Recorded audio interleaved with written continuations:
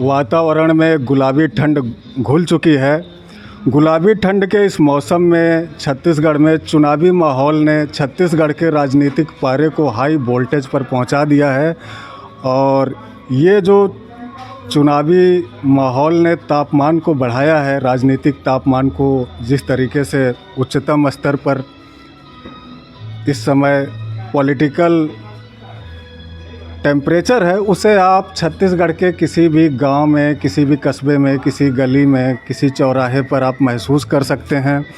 और इस बीच हम पहुंचे हैं हथखोज के ट्रांसपोर्ट नगर एरिया में, जिला चाय होटल पर, जहां हमारे साथ कुछ पेंटर, कुछ मज़दूर मौजूद हैं। उनसे हम बातचीत करेंगे इस वीडियो में कि किस तरह का माहौल है।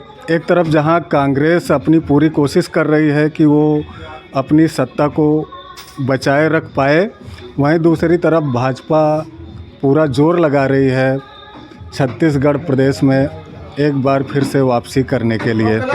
तो सर, सबसे पहले आप अपना नाम बताइए। मेरा नाम रंजीत कुमार है ना। रंजीत कुमार जी, आप यहीं ट्रांसपोर्ट में एक काम करते हैं? मैं ट्रांसपोर्ट नगर का रिक्शा चालक हूँ, ठीक है। तो आप वर्तमान सरकार के कामकाज से कितने खुश हैं? देखो, सरकार का कामकाज ऐसा है कि लोग वादा करना जानते हैं, वादा निभाना तो जानते ही नहीं हैं। अभी मोदी सरकार ने कुछ दिन पहले घोषणा किया था कि 15-15 लाख रुपया आएगा। यहाँ जितने लोग खड़े हैं, किसी पूछ लो कि 15 लाख रुपया किसके पास आया?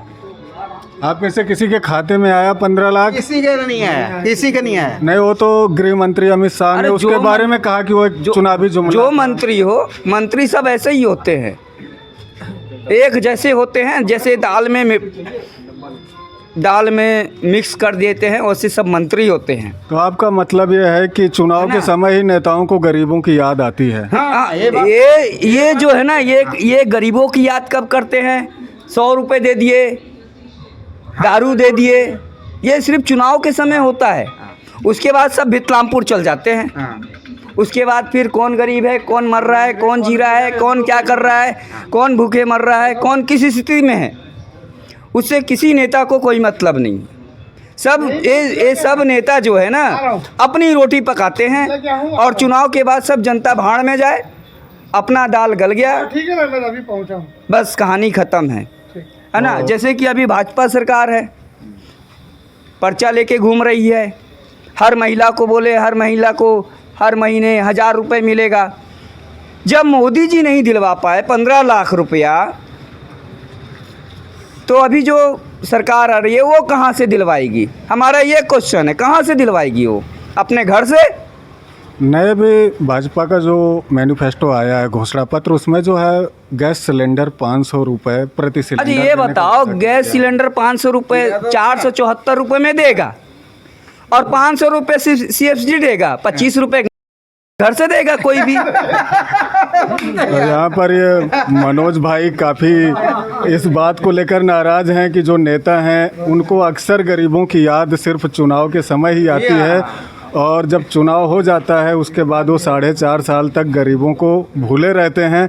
रंजीत कुमार यादव नाम है। यादव जी, ये बताइए कि इस समय जो चुनावी माहौल है छत्तीसगढ़ में, आपको क्या लगता है कि किसकी सरकार? देखो, सरकार किसी की भी आए उससे कोई मतलब नहीं है। क्यों? क्योंकि मरना तो आम आदमी को ही है। नहीं, एक साला अपना अनुमान बताइए। अपना अनुमान क्या बताएं? देखो, हम साफ जानते हैं मरना आम आदमी को है, ठीक है। मतदान के समय साला मारपीट आपस में करते हैं और नेता कभी मार खाने आते हैं क्या? जूता खाने नहीं आते। हम जो है ना, ये हम जनता जो है ना, ये चूतिया है जो उनके आगे पीछे गांठ डुला रही है। क्योंकि जब चुनाव हो जाएगा तो सब नेता अपनी रोटी सेकेंगे, है ना, कुर्ता पहन के बैठ जाएंगे और धोती कुर्ता पहन के बैठ जाएंगे। तो जनता के पास क्या विकल्प है? अब विकल्प क्या है? देखो, अब जनता जिसको जिस जनता को लगेगा कि हाँ हमारा ये सुनेगा, उसको वोट देगी, और जिसको लगे हमारा कोई नहीं सुनेगा, वो आराम से घर में बैठ जाए, आराम करे उस दिन, चुनाव के दिन, तकिया ओढ़ करके, कंबल ओढ़ करके, है ना। नहीं, मतलब मतदान करना तो जरूरी है क्योंकि जनता के पास जो एक ये बताओ, पावर है। मतदान करना जरूरी है, मैं मानता हूँ, है ना। तो अब दोनों तरफ से समझ में आ रहा है, मान लो दोनों तरफ हमको समझ में आ रहा है कि यदि हमारा साथ कोई नहीं देता है तो नोटा का बटन है ना, हाँ नोटा का बटन तो है। देखो अब वो देखो मतदान है, मतदान ऐसा होता है कि किसी को बताया नहीं जाता कि हम किसको मतदान करेंगे। हाँ वो ठीक तो है, एक तो हम निजी आपको क्यों बताएं, ऐसे। आपको क्यों बताएं? नहीं, मैं ये नहीं कह रहा आप किसको वोट दे रहे हैं, मैं पूछ रहा हूँ कि आपका अनुमान क्या है कि सरकार किसकी बन सकती अरे देखो सरकार किसी की भी आए, हमको तो रिक्शा ही चलाना है, रिक्शा चलाएंगे तो खाएंगे, नहीं तो नहीं खाएंगे। ठीक। मैं भी हाँ, मैं पहले ड्राइवरी करता था 6 साल से, हाँ पेंटिंग लाइन में हूँ, लेकिन फिर भी मैं यहाँ खुशी हूँ। जनता और जो भी मतलब ये आ जाए सरकार, चाहे भाजपा है चाहे कांग्रेस है, अपने को उससे कोई लेना देंगे, अपने को कमाना और खाना है बस। नहीं, वो तो आम जनता खुद से ही कमाएगी खाएगी, ना कि कोई सरकार जो है उसका घर तो नहीं चलाएगी। लेकिन फिर नेता, भी सुनिए ना भैया, जैसे नेता जीत गए ना तो किसी को भी नहीं पूछेंगे, वो फिर अपना घर और द्वार और धोती कुर्ता पहन के अपने घर में बढ़ जाते हैं, किसी को नहीं पूछते। नहीं, वो तो भारतीय राजनीति में ऐसा होता ही रहा है वर्षों से कि चुनाव के समय जो है नेताओं को गरीबों की याद आती है। आज घर घर जाके हाथ जोड़ेंगे, कल जाके उसके पास, भैया हमारे पास एक कमी हो गई, भैया मैं नहीं जानता, जाओ फलाने से बात कर लो। बातें जो सर आप अपना नाम बताइए। मेरा नाम सुनील कुमार है। सुनील जी, आप यहीं पर काम करते हैं? जी जी, करीब 15-20 साल से यहीं काम कर रहे हैं। पेंटिंग? जी, पेंटिंग का। तो पेंटिंग के धंधे में किस तरह की चुनौतियां हैं? बहुत सारा चुनौती सर जी। एक तो क्या है कि महंगाई इतना बढ़ते जा रहा है ना, काम करो और पैसा बचता ही नहीं, आमदनी होता ही नहीं है, वही चीज़ में है ना। और दूसरी बात क्या है कि कुछ पैसा बच जाता, आखिरी में जो लेना रहता है वो मिलता नहीं है, रुक जाता है, घुमाते हैं लोग पैसे के लिए, है ना। बहुत सारे परेशानी है, ऊपर से लेबर का भी परेशानी है बहुत, लेबर भी सब महंगे हो गए हैं। अच्छा, लेबर भी नहीं मिल पा रहे हैं? नहीं, लेबर भी नहीं मिल पाते हैं। तो इतनी बेरोजगारी है तो लेबर कैसे नहीं मिल पा? बेरोजगारी इसलिए है क्योंकि बेरोजगारी इसलिए है क्योंकि पेमेंट नहीं कर पाओगे, लेबर का पेमेंट भी नहीं हो पाता ना, क्योंकि महंगाई जिस हिसाब से बढ़ रहा है उस हिसाब से आमदनी नहीं है ना।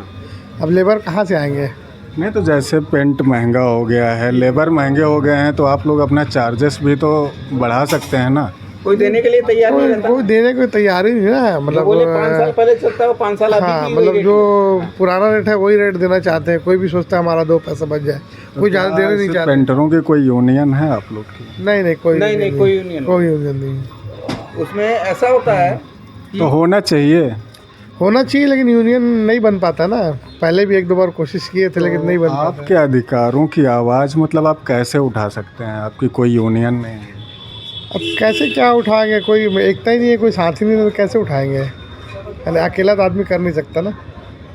कोशिश कर सकते हैं। उसमें क्या कोशिश किए थे लेकिन सक्सेस नहीं हुए। अब मैं 5 रुपए में काम पकड़ा पहले, कोई 2 रुपए में सक्सेस नहीं हो पाए, सफलता नहीं मिली। तो फिर जारी रखना चाहिए। एक बार में सफलता नहीं मिले तो कोई बात नहीं, दूसरी कोशिश करनी चाहिए, क्योंकि जब तक आपका कोई यूनियन नहीं होगा तो आप अपने अधिकारों के लिए मजबूती से आवाज़ नहीं उठा सकते हैं। बहुत बार कोशिश की है लेकिन मतलब यूनियन बन ही नहीं पाया है ना।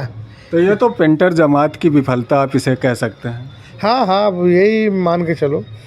किसी एक को यहाँ पार्षद बनाना पड़ेगा। सुनील सर, चुनाव का मौसम है, आपको पता है कि एक चरण का मतदान हो चुका है और दूसरे चरण का मतदान बस परसों ही होने वाला है। तो आपका क्या अनुमान है, क्या संभावना है, किस पार्टी की सरकार बनती हुई लग रही है आपको? अब मेरा तो यहाँ तक मानना है कि जो शासन में या सरकार में जो अच्छा आदमी आएगा वही मतलब जीतेगा, और अच्छा आदमी को ही वोट देना है, चाहे वो किसी भी पार्टी का हो, है ना। काम करना चाहिए लोगों के हित में। क्या बघेल सरकार अपनी सत्ता बचाती हुई लग रही है या भाजपा जो है एक बार फिर से वापसी कर पाएगी?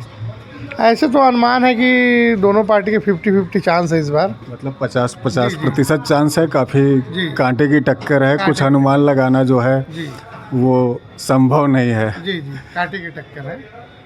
भाई साहब, आप कुछ बोलो। मेरा नाम जालम सिंह साहू है। जालम सिंह साहू जी, आप यहीं छत्तीसगढ़ के रहने वाले हैं, पेंटिंग करते हैं। पेंटिंग करते हैं तो आपके कपड़ों से लग रहा है। तो आपको क्या लगता है कि किसकी सरकार बन सकती है इस बार? सरकार किसी की भी बने, लेकिन जनता जो मांग करते हैं उसको पूरा करना चाहिए। शासन की योजनाओं से उसके कामकाज से खुश हैं बघेल सरकार? तो 5 साल में तो बघेल जी किया तो अपन खुश हैं उसमें। गाँव मतलब वर्तमान सरकार के कामकाज से संतुष्ट? क्या है, जो गोबर जो है ना घुरुआ में फेंका जाता था उस गोबर को आज खाद बना रहा है, तो ये काम किया है। 15 साल तक रमन था तो ये तो इस चीज़ में कभी कोई ध्यान नहीं दिया। गोबर को गरीब लोग से खरीद रहे हैं तो उसको दो पैसा बेनिफिट मिल रहा है। बिल्कुल बिल्कुल, ग्रामीण क्षेत्रों में लोगों को इस योजना का फ़ायदा हुआ है। बघेल जी काम किए हैं और हमारा अनुमान है कि बघेल जी आएंगे हमारे छत्तीसगढ़ में, ये हमारा विचार है। ये जालम भाई जो अपना अनुमान बता रहे हैं कि जो वर्तमान सरकार है भूपेश बघेल जी की सरकार, उसकी योजनाओं से काफ़ी लोगों इनसे मिलो। को लाभ हुआ है और उस सरकार के कामकाज से संतुष्ट हैं और उम्मीद जता रहे हैं कि बघेल सरकार जो है अपनी सत्ता बचाए रख सकती है। हमारे साथ एक और महानुभाव हैं। सर जी, आप अपना परिचय दीजिए। ये मेरा नाम खालिक हुसैन है। पेंटर हैं आप भी? तो पेंटिंग को लेकर किस तरह की समस्याएं हैं पेंटरों के सामने?